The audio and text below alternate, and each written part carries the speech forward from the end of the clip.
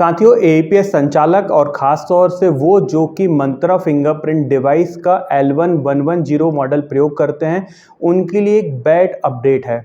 जी हाँ दोस्तों, आप लगातार देखते होंगे कि जो बढ़ते हुए फ्रॉड हैं उनके कारण एनपीसीआई नए-नए नियम लाता जा रहा है।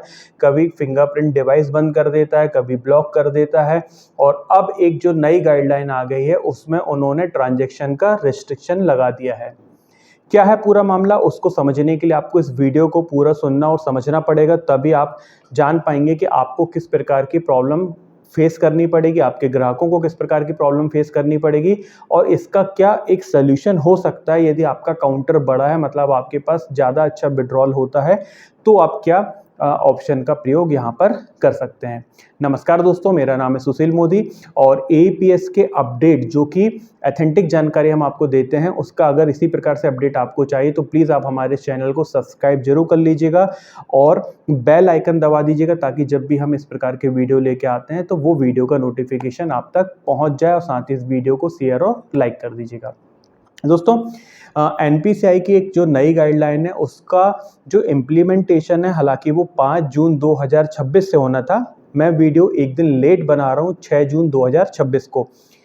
इसमें हमने ट्रांजैक्शन हालांकि चेक किए तो अभी ये रूल शायद इम्प्लीमेंट नहीं हो पाया है। कारण शायद ये हो सकता है कि शनिवार और रविवार 2 दिन की छुट्टी हो गई है, इसके बाद हो सकता है कि ये इम्प्लीमेंटेशन सोमवार के बाद से हो जाएगा।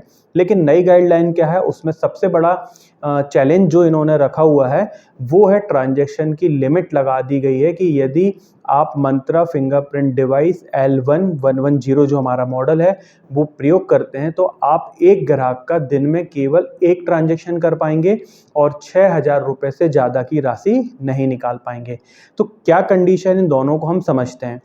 सबसे पहले मैं 6,000 वाली राशि की बात कर लूं कि अगर आप जानते हैं कि सामान्यतः जो एईपीएस है इसमें एक दिन की जो लिमिट होती है वो 10,000 होती है। मैं सामान्यतः की बात कर रहा हूं क्योंकि बहुत सारे बैंकों ने इसको कम करके रखा है।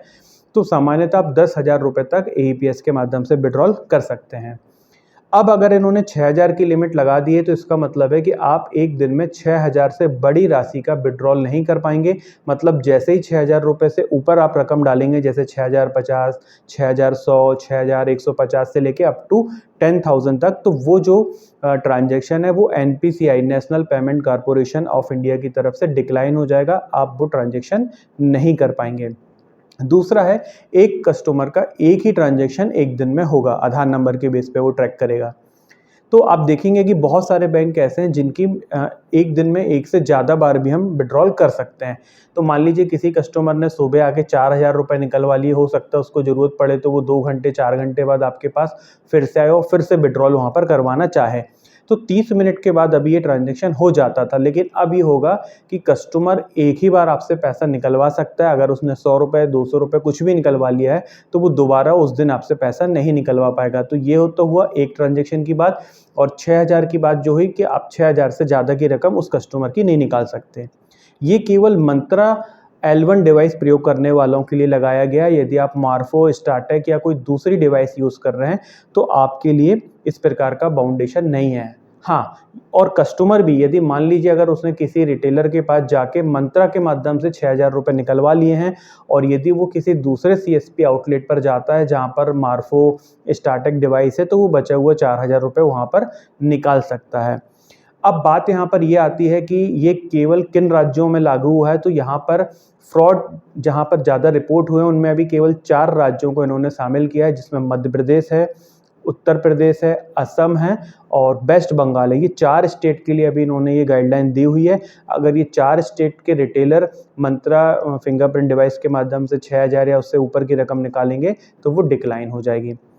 अब आपका छोटा काउंटर है तो आपको बहुत ज़्यादा प्रभाव नहीं पड़ेगा। जैसे उदाहरण के लिए बात करें कि लाडली बहना वगैरह का पैसा आता है जहाँ पर 1,000, 1,500, 2,000, 4,000 रुपये ही निकालते हैं तो फ़र्क नहीं पड़ेगा। लेकिन ऐसे काउंटर जहाँ पर अधिकांश कस्टमर बड़ी अमाउंट निकलवाने आते थे वहाँ पर आपको फ़र्क पड़ेगा। तो यदि आपको फ़र्क पड़ता है तो आप 2 ऑप्शन का प्रयोग कर सकते हैं। या तो फिर आप अपनी फिंगरप्रिंट डिवाइस मंत्रा की जगह मार्फो या स्टार्टेक ले सकते हैं, या फिर उनको यूपीआई कैश विड्रॉल का सजेशन दे सकते हैं। चूँकि जब मैं ये वीडियो बना रहा था तो मैंने अपनी डाउनलाइन की ट्रांजैक्शन रिपोर्ट चेक करी कि क्या ऐसे कोई ट्रांजैक्शन हैं जिनमें 10,000 का निकासी ना हुआ हो, और मैंने अपने रिटेलरों से कंफर्म किया तो अभी बहुत सारे रिटेलर ने मंत्रा के माध्यम से निकाला हुआ है। तो जैसा कि मुझे लग रहा है कि शनिवार रविवार की छुट्टी के कारण ये इम्प्लीमेंटेशन नहीं हो पाया, लेकिन जब भी ये होगा सोम मंगल तक संभवतः ये इम्प्लीमेंटेशन हो जाएगा और कहीं ना कहीं हम रिटेलर भाइयों के लिए ये एक बुरा अपडेट है। फ्रॉड तो बैंक और एनपीसीआई रोक नहीं पा रहे हैं, लेकिन वो लगातार इस प्रकार के कदम उठा रहे हैं कि जो बिजनेस करना हमारे और आपके लिए है वो कठिन होता जा रहा है। आपका क्या विचार है कमेंट के माध्यम से आप बताइएगा। और यदि आप एमपी, यूपी, वेस्ट बंगाल और असम के रिटेलर हैं और अगर आपका 6,000 से ज़्यादा निकलना बंद हो जाए तो उस समय भी आप हमारे इस वीडियो के कमेंट बॉक्स में आके बताइएगा कि आपका बंद हो गया है। वीडियो देखने के लिए बहुत बहुत धन्यवाद दोस्तों। आपका दिन शुभ हो। वंदे मातरम। जय हिंद।